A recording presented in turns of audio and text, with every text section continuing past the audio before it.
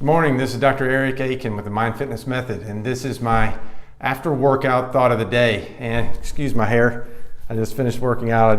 I wake up, I go to my home gym here and work out. And so I'm just going to start putting together a series of videos of after workout thoughts of the day. Today is about a guilty pleasure that I have. I like to play video games every now and then. And my kids have, an Xbox and a PlayStation, and they had this game that is called Primal.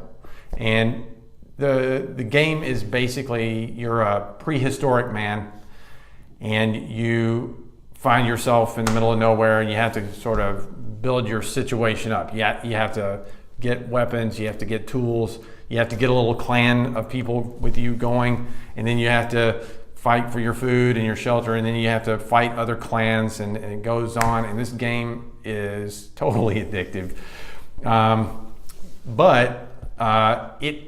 As I started playing this game, it's fairly realistic, and I started to realize what a struggle that it must have been for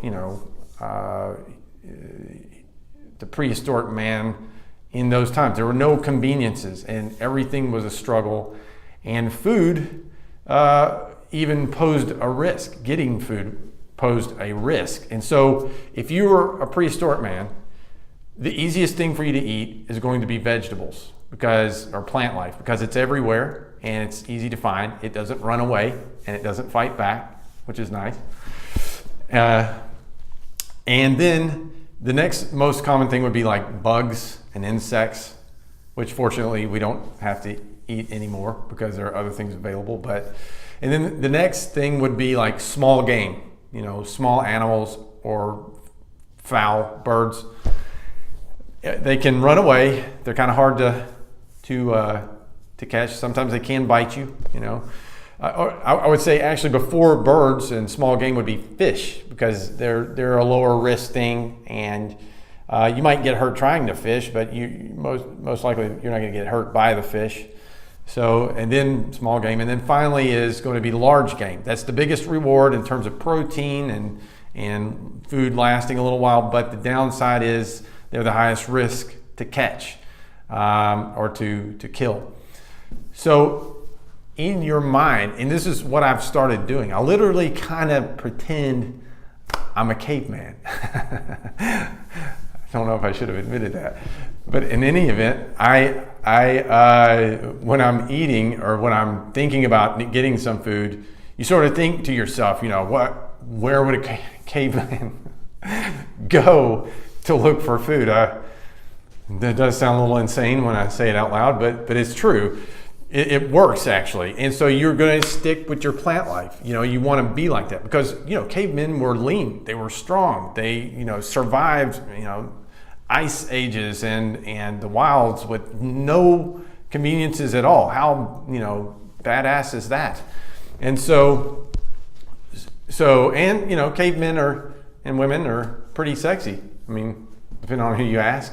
So you want to stick with the plant life mostly. That's sort of the base of your diet, and the nuts and berries, because those are easy to come by.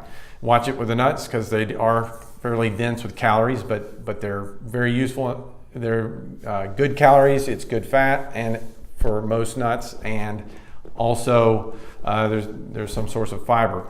And then next is going to be, skip the insects, and then you can go to the fish and small game.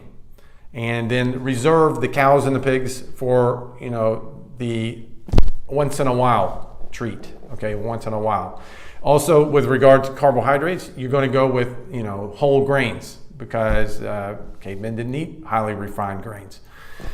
And if you're not used to eating highly refined grains, really, it doesn't take long to get used to it. And once you've kind of been eating them for a few weeks, if you ever go back and have like white bread again, a white bread sandwich, it kind of seems mushy and, just pasty in your mouth, and you don't like it as much.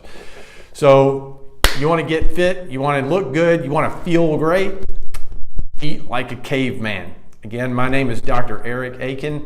with the Mind Fitness method. Remember, it is your brain that maintains the change.